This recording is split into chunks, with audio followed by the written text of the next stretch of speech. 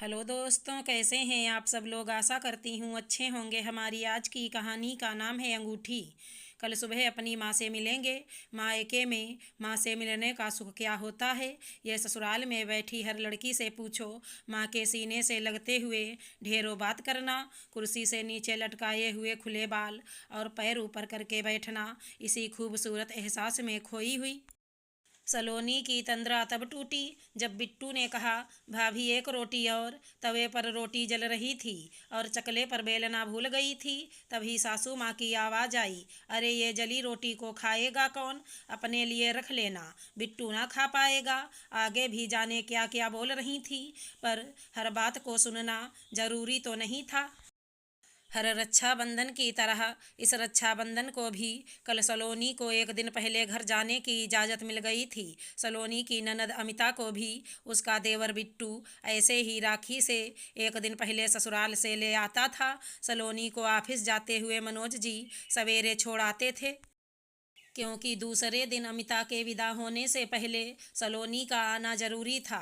मनोज जी राखी बंधवा कर अपने ऑफिस जाते थे और दोपहर को जल्दी वापसी करते हुए सलोनी को घर लेते हुए आ जाते थे। इतने दिन से घर में सासू माँ अमिता के लिए मंगोड़ी तुड़वाना, आलू के चिप्स बनाना और अचार बनाना, इन्हीं कामों में खुद भी व्यस्त थी और सलोनी को भी व्यस्त रखे हुई थी। अमिता के लिए बहुत सुंदर गुलाबी रंग की साड़ी लाई थी।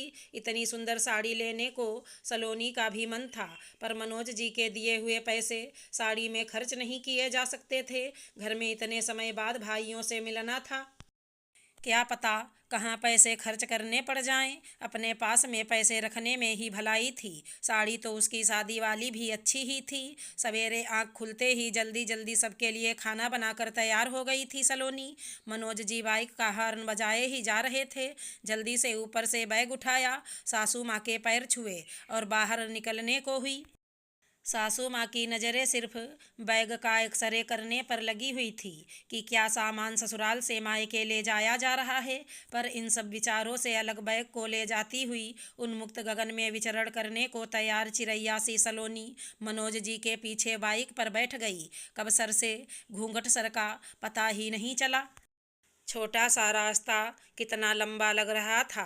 घर में माँ और बाबूजी अकेले रहते थे, पर रक्षाबंधन वाले दिन दोनों भाई और भाभी सवेरे ही सारा खाना बनाकर घर में ले आते थे।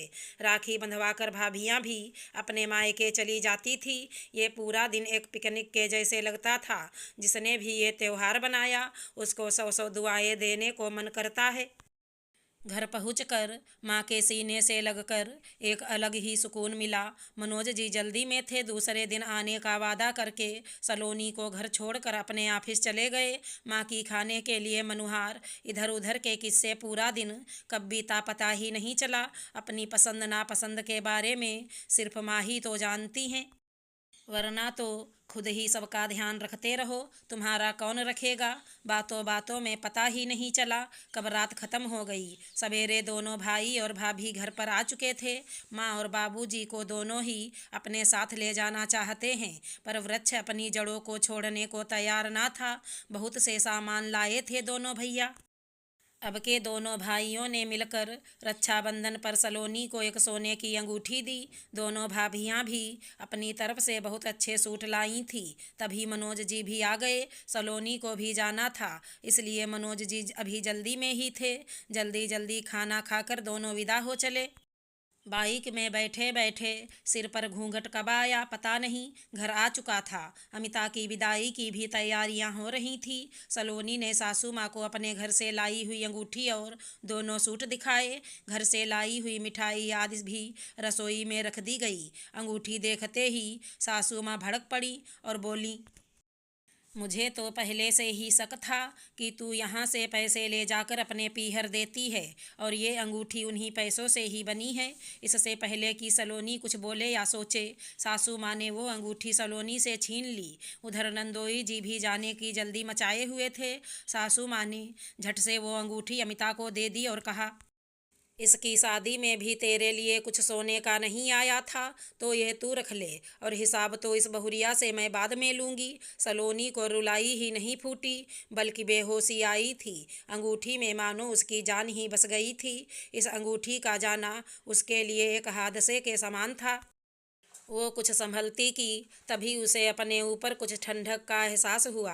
अमिता सलोनी से गले लगकर रो रही थी। उसने सलोनी को अंगूठी वापस देते हुए सासू माँ की ओर देखकर कहा, माँ तुम क्या सोचती हो कि मेरी सास कुछ अलग सोचती होंगी? ये अंगूठी तो मेरे पास भी नहीं रहेगी। ननद रानी तो मेरी भी आई हुई हैं। जो हिसाब भाभी से आप लोगी ना, उससे ज़्यादा हिसाब तो मुझे देना पड़ेगा। ननद और भाभी के आंसू ही आपस में बात कर रहे थे।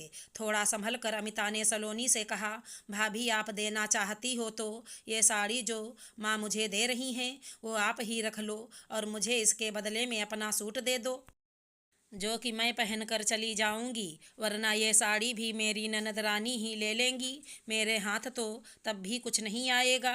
सलोनी ने दोनों सूट अमिता को दे दिए। सासू माँ ने दोनों को गले लगा लिया। अमिता अपने ससुराल के लिए विदा हो गई थी, पर सलोनी के ससुराल को मायके में बदल गई थी। बदलाव की बयार तो बही थी। शायद सलोनी की दुआओं से उसकी ननद रानी के घर में भी ऐसी ही बयार बहे। अगर हमारी कहानी पसंद आई हो तो चैनल को लाइक शेयर सब्सक्राइब करें। राधे राधे दोस्तों।